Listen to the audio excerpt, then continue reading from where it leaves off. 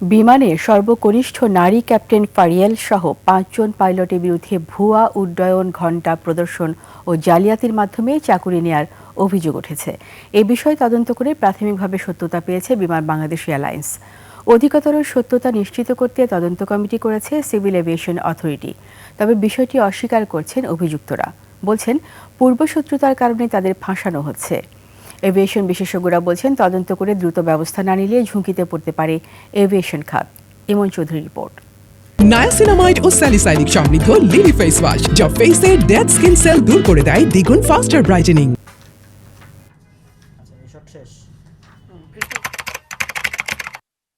ঘটনার শুরু ২০২৫ সালের ৩০শে ডিসেম্বর। বিমান বাংলাদেশ কর্তৃপক্ষের কাছে অজ্ঞাত এক ইমেল থেকে অভিযোগ করা হয় captain Abdur Rahman Akanta, captain Faryal Bilkis Ahmed, captain Anis, captain Basit Mahtab সহ একাধিক পাইলটের বৈধ লাইসেন্স নেই, উড়ান ঘণ্টা অপর্যাপ্ত, নেই পরিদর্শকের ফ্লাইং কারেন্সি, তারা চাকরি নিয়েছেন জালিয়াতি করে, যার ফলে ক্ষুণ্ণ হতে পারে সিভিল এভিয়েশনের নিরাপত্তা ও আন্তর্জাতিক আস্থার উপর তৈরি হতে পারে ঝুঁকি। অভিযোগের সূত্র ধরে সনদ যাচাইয়ের জন্য ২৬ সালের ২৮ জানুয়ারি ৪ সদস্যের একটি তদন্ত কমিটি গঠন করে বিমান বাংলাদেশ এয়ারলাইন্স। যাচাই বাছাই শেষে ফেব্রুয়ারির ৩ তারিখে প্রতিবেদন জমা দেয় তদন্ত কমিটি।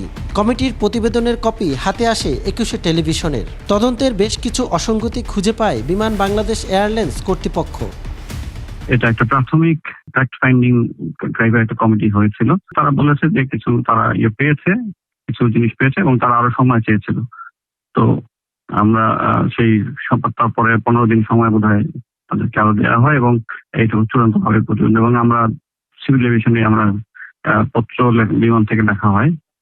তবে বিমান বাংলাদেশ এয়ারলাইন্স কর্তৃপক্ষ কোনো ব্যবস্থা গ্রহণ না করে ১৫ ফেব্রুয়ারি অধিকতর তদন্তের জন্য বাংলাদেশ বেসামরিক বিমান চলাচল কর্তৃপক্ষ বেবিচককে চিঠি দেয়।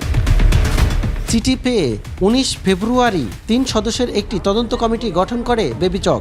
কমিটিকে বলা হয় অভিযুক্ত পাইলটদের সিপিএল, এটিপিএল, আইআর প্রদান প্রক্রিয়া সঠিক ছিল কিনা ও তাদের লাইসেন্স প্রদানে কোনো আইনবিধি বা নিয়মের ব্যত্যয় হয়েছে কিনা তা যাচাই বাছাইয়ের জন্য। ১৫ দিনের মধ্যে প্রতিবেদন জমা দিতে বলা হলেও তা জমা দেয়নি তদন্ত কমিটি। এটার জন্য একটা দপ্তর আছে, আমি ওই দপ্তর প্রধানের সাথে এসে কথা বলবো, বলে তারপর আপনার সাথে পরে জানাবো জিনিস। এসব অভিযোগের সত্যতা কতটুকু তা জানতে চাওয়া হয় ক্যাপ্টেন ফারিয়াল বিলকিস আহমেদের কাছে। তবে অভিযোগ অস্বীকার করেন তিনি। আমার লগবুক না চাই জানলো কেমনে যে আমি P1 আর P2 একসাথে করছি? মানে আমি তাহলে কি একটা ফ্লাইটে এই পাশেও বসে এই পাশে দুজন একসাথে বসা সম্ভব? কখনো এটা তো কখনো সম্ভব না।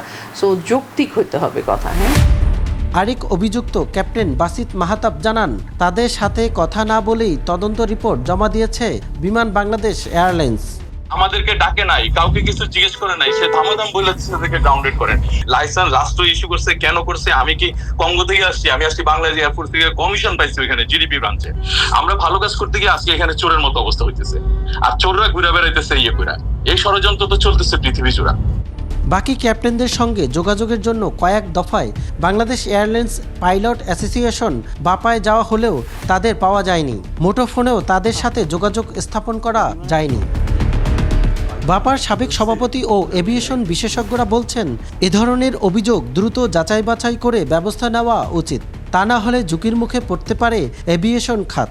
যখন একটা অভিযোগ আসে, এখন অভিযোগটা 100% সত্য হতে পারে কিংবা সত্য না হতে পারে, কিন্তু যেহেতু বৈমানিকের বিরুদ্ধে আসছে তখন বিমানের উচিত ছিল সর্বপ্রথম তাদেরকে অস্থায়ীভাবে গ্রাউন্ডড করে দেওয়া। কারণ একটা পাইলট যদি সত্যি সত্যি তার যদি লাইসেন্স রং জালিয়াতি হয়, সে পাইলট তো একটা জাহাজ ফ্লাই করতে পারে না। সিভিল এভিয়েশন অথরিটি অবশ্যই এই ক্ষেত্রে ফাইন্ড আউট করতে হবে যখন যাদেরকে ইস্যু করা হয়েছে। এখন এটা তো আজকের বিষয় না, অনেক আগেই এই লাইসেন্সগুলো ইস্যু হয়েছে। কোন রেগুলেশনের ভিত্তিতে তারা এই লাইসেন্সটা ইস্যু করছে এটা বের করতে হবে এবং একটা জবাবদিহিতা থাকতে হবে।